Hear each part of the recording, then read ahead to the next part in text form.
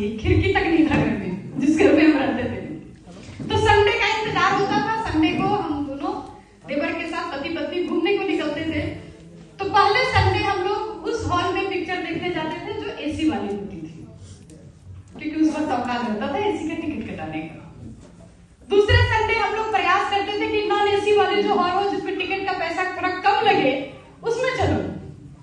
और तीसरे संडे हम लोग पार्क में जाते थे जहां पैसा देना ही नहीं पड़े, क्योंकि जो जॉब वाले होते हैं ना, महीने के शुरू में तो राजा होते हैं, मिडिल तक आते आते कंप्रोमाइज और लास्ट तक आते आते भिखारी हो जाते हैं।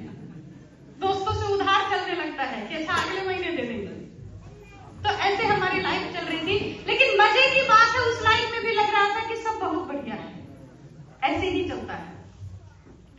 मेरे घर के जो फाइनेंशियल कंडीशन थी, 7 आदमी के परिवार में महीने में 1 लीटर तेल हमारे घर में यूज होता था। हेल्थ कॉन्शियस नहीं थे हम लोग, बजट कॉन्शियस थे।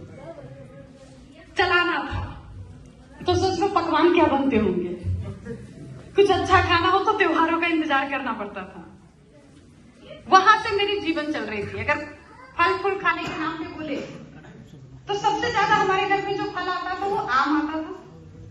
हम यूपी बिहार वाले लोग आम के बहुत शौकीन भी होते हैं। तो आम आता था, किलो में कभी नहीं आता था, पीस में आता था।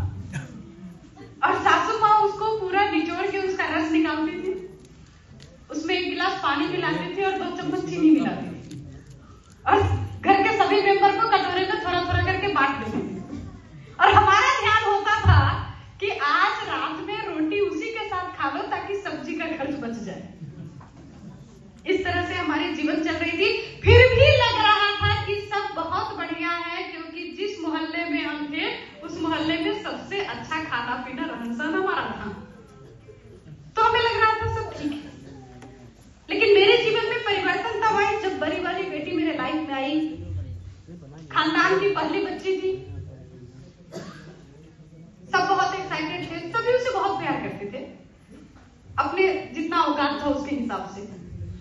एक दिन मैं मार्केट में गई थी, एक ड्रेस मुझे बहुत पसंद आया, एक फ्रॉक मैंने देखा, मेरी बहुत इच्छा हुई कि मैं बेटी के लिए कपड़ा लेना चाहती हूँ। मैंने सर को आके बोला, सर कभी मुझे मना नहीं करते हैं किसी चीज के लिए, बहुत अच्छे पति हैं।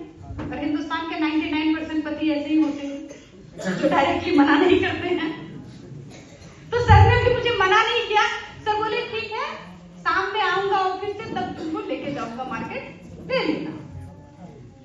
जब शाम में हम लोग पहुंचे, देखो मैं दिन भर